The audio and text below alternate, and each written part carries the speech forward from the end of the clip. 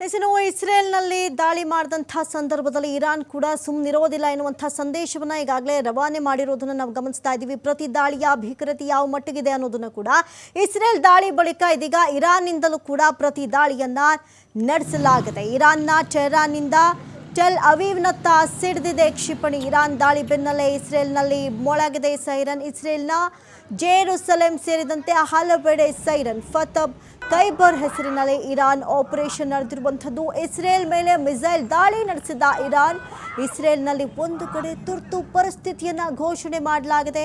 ನಾಗರಿಕರಿಗೆ ಹೊರಬಾರದಂತೆ ಇಸ್ರೇಲ್ ಸರ್ಕಾರ ಸೂಚನೆಯನ್ನು ಕೊಟ್ಟಿದೆ. ನಾಗರಿಕ ವಿಮಾನಗಳಿಗೂ ಇಸ್ರೇಲ್ ವಾಯು ಮಾರ್ಗವನ್ನು ಬಂದ್ ಮಾಡಲಾಗಿದೆ. ದಾಳಿ ಬಳಿಕ ಇಸ್ರೇಲ್ ಪ್ರಧಾನಿ ಬೆಂಜಮಿನ್ ನೆತನ್ಯಾಹು ಕೂಡ ಈ ವಿಚಾರಕ್ಕೆ ಸಂಬಂಧಪಟ್ಟಂತೆ ಮೊದಲ ಪ್ರತಿಕ್ರಿಯೆ ಕೊಟ್ಟರು.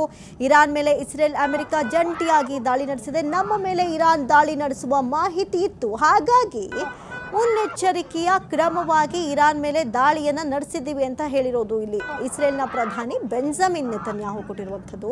ಈ ರೀತಿಯಾದಂತಹ ಪ್ರತಿಕ್ರಿಯೆ, ಯಾಕೆಂದರೆ ನಮ್ಗೆ ಎಕ್ಸ್ಪೆಕ್ಟೇಷನ್ ಇತ್ತು ಈ ರೀತಿ ಮಾಡ್ತಾರೆ ಅಂತ, ಹಾಗಾಗಿ ನಾವು ಎಲ್ಲದಕ್ಕೂ ಸಿದ್ಧವಾಗಿದ್ದೀವಿ ಅನ್ನುವಂಥ ಒಂದು ಸಂದೇಶ. ಪ್ರತಿಕಾರದ ದಾಳಿಯನ್ನು ಆರಂಭಿಸಿದೆ. ಒಂದು ಕಡೆ ಇರಾನ್ ಅಮೆರಿಕದ 5 ಸೇನಾ ನೆಲೆಗಳ ಮೇಲೆ ದಾಳಿಯನ್ನು ನಡೆಸಿದೆ. ಕುವೈತ್ ಆಗಿರ್ಬೋದು, ಕತಾರ್, ಬಹ್ರೇನ್, ಜೋರ್ಡಾನ್ ಮೇಲೆ ದಾಳಿ. ಮಧ್ಯಪ್ರಾಚ್ಯಕ್ಕೂ ಕೂಡ ಈ ಯುದ್ಧದ ಒಂದು ಕಾರ್ಮೋಡ ಏನು ಆವರಿಸಿಬಿಟ್ಟಿದೆ.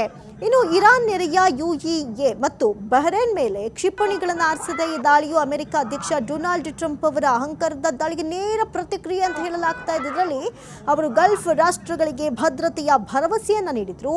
ಈಗ ಈ ಹೋರಾಟವು ಕೇವಲ 2 ದೇಶಗಳ ನಡುವೆ ಅಲ್ಲ, ಆದರೆ ಇಡೀ ಮಧ್ಯಪ್ರಾಚ್ಯವನ್ನೇ ಬೂದಿ ಮಾಡುವ ಬೃಹತ್ ಯುದ್ಧದ ಮಾರ್ಪಾಡಾಗ್ಬಿಡುತ್ತಾ ಎನ್ನುವಂಥ ಸಹಜವಾದ ಆತಂಕ ಇದೀಗ ಕಾಡ್ತಾ ಇರುವಂಥದ್ದು. ಒಂದು ಕಡೆ ಬಾಂಬ್ ದಾಳಿಯ ಬೆನ್ನಲ್ಲೇ ಇರಾನ್ಗೆ ಮತ್ತೊಂದು ಶಾಕ್ ಇದೆ. ಸರ್ಕಾರಿ ಮಾಧ್ಯಮ ಸಂಸ್ಥೆಗಳ ಮೇಲೂ ಕೂಡ ಸೈಬರ್ ಅಟ್ಯಾಕ್ ಮಾಡಿದೆ. ಮಧ್ಯಪ್ರಾಚ್ಯದಲ್ಲಿ ಒಂದು ಕಡೆ ಇಸ್ರೇಲ್ ಮತ್ತು ಅಮೆರಿಕದ ಜಂಟಿ ಸೇನಾ ಕಾರ್ಯಾಚರಣೆ ತೀವ್ರಗೊಂಡಿರುವಂತಹ ಬೆನ್ನಲ್ಲೇ ಯುದ್ಧವು ಕೇವಲ ಕ್ಷಿಪಣಿ ಮತ್ತು ಬಾಂಬ್ ದಾಳಿಗಳಿಗೆ ಮಾತ್ರ ಸೀಮಿತವಾಗಿಲ್ಲ. ಇರಾನ್ನ ಪ್ರಮುಖ ಮಿಲಿಟರಿ ನೆಲೆಗಳ ಮೇಲೆ ಭೀಕರ ವಾಯು ದಾಳಿಯನ್ನು ನಡೆಸಿ ಕೆಲವೇ ಗಂಟೆಗಳಲ್ಲಿ ಇದೀಗ ಇರಾನ್ನ ಸರ್ಕಾರಿ ಸ್ವಾಮ್ಯದ ಪ್ರಮುಖ ಸುದ್ದಿ ಸಂಸ್ಥೆಗಳು ಹಾಗೂ ಆನ್ಲೈನ್ ಮಾಧ್ಯಮ ವೇದಿಕೆಗಳ ಮೇಲೂ ಕೂಡ ಭಾರೀ ಪ್ರಮಾಣದ ಸೈಬರ್ ದಾಳಿ ನಡೆದಿದೆ ಎನ್ನುವಂಥ ಆತಂಕಕಾರಿ ವಿಚಾರಗಳು ಹೊರಬರ್ತಾ ಇದೆ. ಒಂದು ಕಡೆ ಇರಾನ್ ಸುತ್ತುವರೆದ್ಬಿಟ್ಟಿದೆ.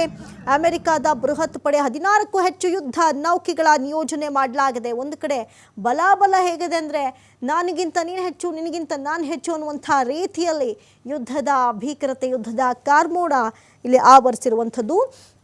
ಒಂದು ಕಡೆ ಮಧ್ಯಪ್ರಾಚ್ಯದಲ್ಲಿ ಯುದ್ಧದ ಕಾರ್ಮೋಡ ದಟ್ಟವಾಗಿದ್ದು ಇರಾನನ್ನು ಗುರಿಯಾಗಿಸಿಕೊಂಡು ಅಮೆರಿಕವು ಕಳೆದ 2 ದಶಕಗಳಲ್ಲೇ ಹಿಂದೆಂದೂ ಕಾಣದಂಥ ಅತ್ಯಂತ ಭೀಕರ ಸೇನಾ ಸನ್ನದ್ಧತೆಯನ್ನು ಮಾಡಿಕೊಂಡಂಥ ಲಕ್ಷಣ ಕಾಣಿಸ್ತಾ ಇದೆ. ಅಮೆರಿಕದ ಅಧ್ಯಕ್ಷ ಡೊನಾಲ್ಡ್ ಟ್ರಂಪ್ ಅವರ ಆದೇಶದಂತೆ ಇರಾನ್ನ ಪರಮಾಣು ಕೇಂದ್ರಗಳು ಮತ್ತು ನೌಕಾಪಡೆಯನ್ನು ಗುರಿಯಾಗಿಸುವುದಕ್ಕೆ ಆಪರೇಷನ್ ಅಬ್ಸಲ್ಯೂಟ್ ರಿಸಾರ್ಟ್ ಅಡಿ ಬೃಹತ್ ಪಡೆಗಳನ್ನೇ ನಿಯೋಜನೆ ಮಾಡಲಾಗಿದೆ. ಇರಾನ್ ಸುತ್ತುವರೆದ ಅಂಥ ಅಮೆರಿಕದ ಬೃಹತ್ ಪಡೆ 16ಕ್ಕೂ ಹೆಚ್ಚು ಯುದ್ಧ ನೌಕೆಗಳ ನಿಯೋಜನೆ ಬಲಾಬಲ ಯಾರಿಗೂ ಕಡಿಮೆ ಇಲ್ಲದಂತೆ 2 ಕಡೆ ಸನ್ನದ್ಧವಾಗಿ ಇರುವಂಥದ್ದನ್ನು ನಾವು ಗಮನಿಸ್ತಾ ಇದ್ದೀವಿ. ಈಗಾಗಲೇ ಈ ಒಂದು ದಾಳಿಯಲ್ಲಿ ಓರ್ವ ವ್ಯಕ್ತಿ ಸಾವನ್ನಪ್ಪಿದ್ರೆ 3 ಗಂಭೀರವಾಗಿ ಗಾಯಗೊಂಡಿದ್ದಾರೆ ಎನ್ನುವಂಥ ವಿಚಾರ ಸದ್ಯಕ್ಕೆ ಗೊತ್ತಾಗ್ತಾ ಇದೆ. ಇರಾನ್ನಲ್ಲಿ ಸ್ಫೋಟ ಆದಂಥ ಸಂದರ್ಭದಲ್ಲಿ ವ್ಯಕ್ತಿ ಬಲಿಯಾಗಿದ್ದಾರೆ.